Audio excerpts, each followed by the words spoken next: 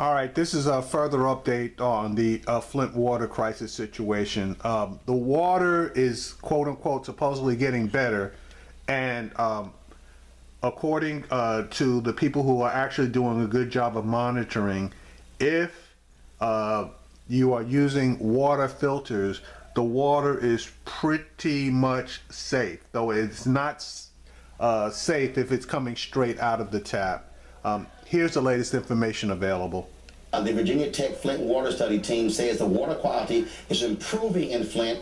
Results from recent testing of a water flushing program are promising. The primary source of water is now coming from the city of Detroit-based Great Lakes Water Authority. Residents of Flint have been told to flush out their pipes once a day to continue to clear the system of the old lead and allow the new coating process to take place. Joining us via Skype to explain this a little more is the principal investigator of the Flint Water Study Team from Virginia Tech, Dr. Amy Pruton. Amy, so when we say it's getting better, how far are we away from it being water folks can actually drink, bathe, and cook with? Hi, thanks for having me. That is the million-dollar question. Unfortunately, it has taken longer than we had originally hoped based on the science that, within 3 to 5 months that the coating on the pipes would have returned and that the water would be drinkable. At this point, the good news is that it is improving, and that if folks use an NSF certified filter on the actual tap that they're taking the water from to drink, that it is drinkable. And based on all of our tests, the water is safe to bathe in, but there are folks that are reporting rashes, and if people have concerns and they don't want to bathe in the water, don't do it. Just make sure you find other forms of hygiene. So you're using products to deal with the pipes there and the corrosion, but is it still necessary to frankly replace all the pipes in Flint? That is ideal to replace the pipes, but that's going to take a long time. That's going to take a lot of money. It's going to take some prioritization. So in the near term, the water can be fixed just by controlling the corrosion. And so the testing you're doing, how often are you doing that testing?